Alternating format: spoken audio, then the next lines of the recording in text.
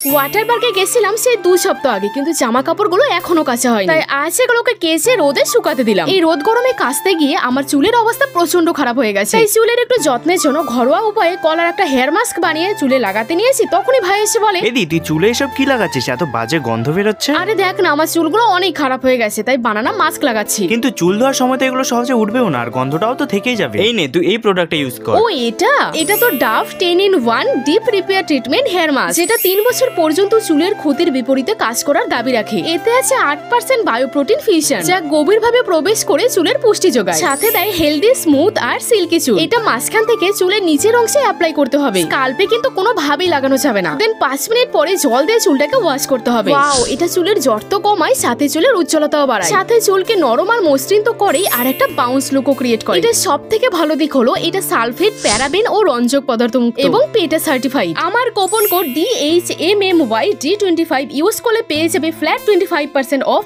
Only on purple, তা আবার মাত্র 187 রুপিসে। এছাড়া পার্পেল.com অথবা স্ক্রিনে দেওয়া কিউআর কোডটা স্ক্যান করেও নিতে পারো।